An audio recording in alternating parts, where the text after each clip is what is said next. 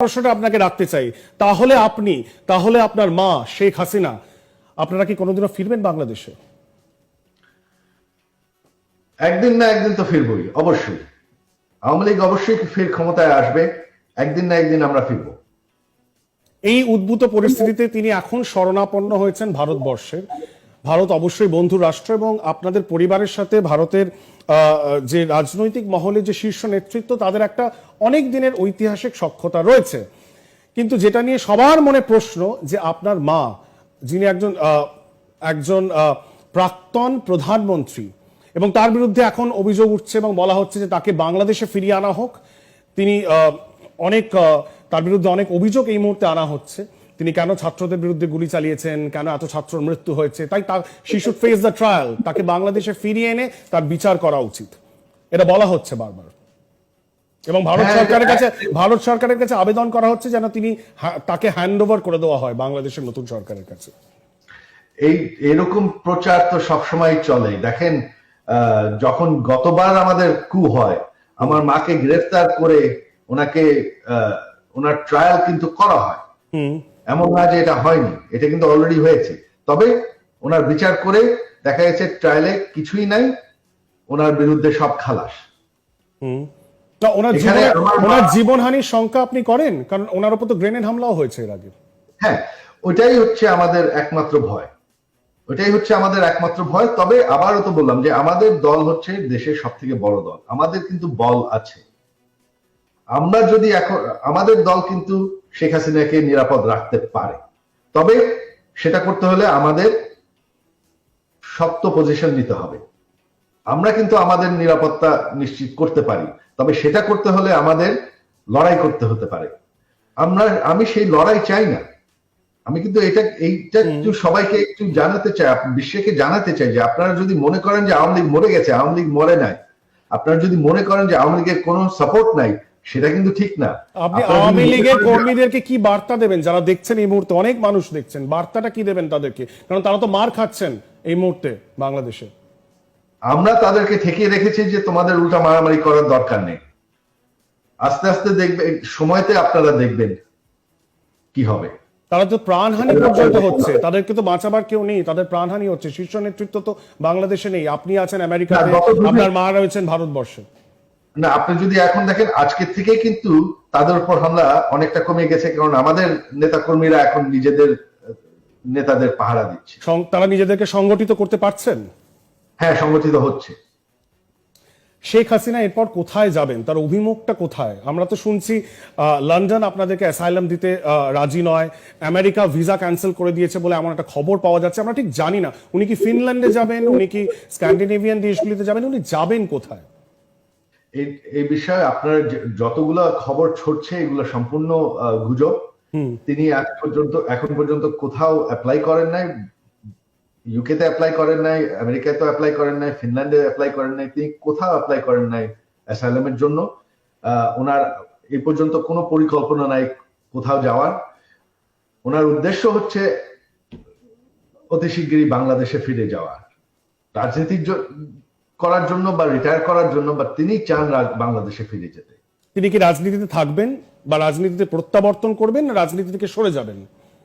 এটা কোনো সিদ্ধান্ত নেওয়া হয়নি, বাট এখন যেহেতু আমাদের দলকে আবার সংগঠিত করতে হচ্ছে, এটা তিনি করছেন। কারণ আপনি এর আগে বলেছিলেন যে তিনি খুব অভিমানী, তিনি দুঃখ পেয়েছেন, তিনি অভিমানে বাংলাদেশ ছেড়েছেন।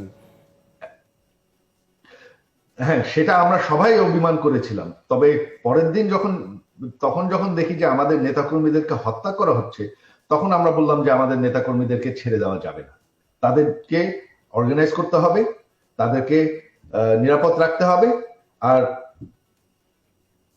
আওয়ামী লীগের শক্তি দেখাতে হবে, আওয়ামী লীগের পলিটিক্যাল মুভমেন্ট আবার শুরু করতে হবে। বেশ, ভারতীয় দেখুক যে আওয়ামী লীগ শেষ হয়ে যায়নি। বেশ, ভারত সরকারের সাথে, ভারতীয় সরকারের শীর্ষ নেতৃত্বের সাথে আপনাদের কি আলোচনা হয়েছে? আপনারা কি এস জয়শঙ্কর বিদেশ মন্ত্রী বা প্রধানমন্ত্রী নরেন্দ্র মোদীর সাথে ডিরেক্টলি আপনি বা আপনার মায়ের কথা হয়েছে?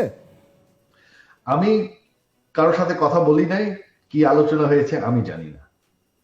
বাট আপনি কি খোঁজ নিয়েছেন, খবর পেয়েছেন যে আপনার মায়ের সাথে তাদের কথা হয়েছে কিনা? কারণ তিনি তো একটা এয়ার বেসে এই মুহূর্তে শরণাপন্ন হয়েছেন। রাইট, না শুনেছি কথা হয়েছে, কি কথা হয়েছে আমি জানি না।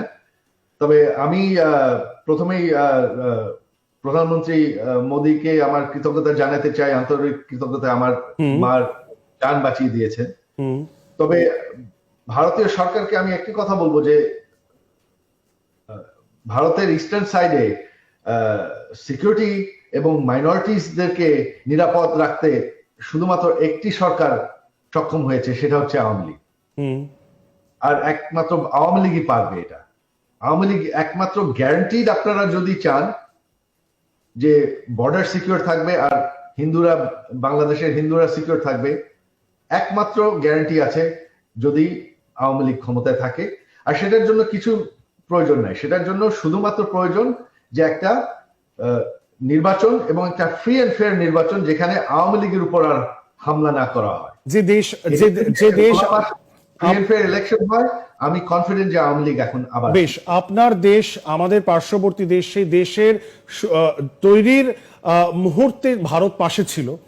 আজও আপনার পরিবার এবং আপনার পরিবারকে শরণাপন্ন ভারতে আপনারা হয়েছেন এবং ভারত সরকার সেই সাহায্য করছে, কিন্তু ভারতের যে অ্যাক্টিভ সাহায্যের কথা আপনি বলছেন, সেটাকে আপনারা পেয়েছিলেন এই বিগত সময় যখন ক্রাইসিসটা চলছিল, নাকি সেটা পাননি বলেই আজকে এই সরকারটা পড়ে গেল? না, তখন মানে এই সিচুয়েশন, আমার মার উপর আক্রমণ হওয়ার আগ পর্যন্ত, তো মানে গণভবনে আক্রমণ হওয়ার আগ পর্যন্ত ভারতের সাথে, ভারতের এখানে কোনো ইনভলভমেন্ট ছিল না। ওনার সিকিউরিটি নিয়েই শুধুমাত্র ইনভলভমেন্ট আছে এই পর্যন্ত। আর কোনো, আর কি হচ্ছে না হচ্ছে আমি কিছুই জানি। আপনি কি আশঙ্কিত? এটা হচ্ছে আমার দাবি ভারতীয় সরকারের প্রতি। আপনি কি ওনার সুরক্ষা নিয়ে, আপনার মায়ের সুরক্ষা নিয়ে আশঙ্কিত? না, বর্তমানে না, ভারতে তিনি অবশ্যই ভারতে নয়, বাট আমি বলছি আগামী দিনে, ভবিষ্যতে এটা আমাদের নিশ্চিত করতে হবে। লক্ষ লক্ষ যে হিন্দু পরিবার যারা বাংলাদেশে অবস্থান করছেন, যারা বাংলাদেশে রয়েছেন, বাংলাদেশি নাগরিক, তাদের কি হবে? কারণ আমরা এখনো শুনছি কিছু কিছু অঞ্চল রয়েছে বর্ডারে, পশ্চিমবঙ্গের সাথে যেসব বর্ডার অঞ্চলগুলি রয়েছে, সেখানে তারা আসছেন এবং তারা বলছেন যে ভারতে আশ্রয় দেওয়া হোক, এবং এটা নিয়ে ভারতীয় যে প্রশাসন তারা খুব উদ্বিগ্ন। এটার একটা মাত্র সলিউশন, এটা ইতিহাসে দেখা আছে, একটা মাত্র সলিউশন এখন, যে দ্রুত বাংলাদেশে নির্বাচন হোক, আওয়ামী লীগের উপর নির্বাচন থামুক, আওয়ামী লীগ যাতে এটা যাতে একটা লেভেল প্লেইং ফিল্ড হয়, এইটা নিশ্চিত করলেই আমি কনফিডেন্ট যে আওয়ামী লীগ ক্ষমতায় আসবে আর আমরা এই সিচুয়েশনটাকে কন্ট্রোল। মানে হিন্দু পপুলেশন বাংলাদেশে সুরক্ষিত থাকবে, তারা বাঁচবেন, নাকি একটা বিশাল বড় পলায়ন হবে এবং তাদেরকে পশ্চিমবঙ্গে, ভারতবর্ষে চলে আসতে হবে? এটা তো আমি, আওয়ামী লীগ যদি ক্ষমতায় ফের আসে তাহলে আমি নিশ্চিত বলতে পারবো তারা নিরাপদ থাকবে। আওয়ামী লীগ ক্ষমতায় না থাকলে কি হবে সেটা আমি বলতে পারবো।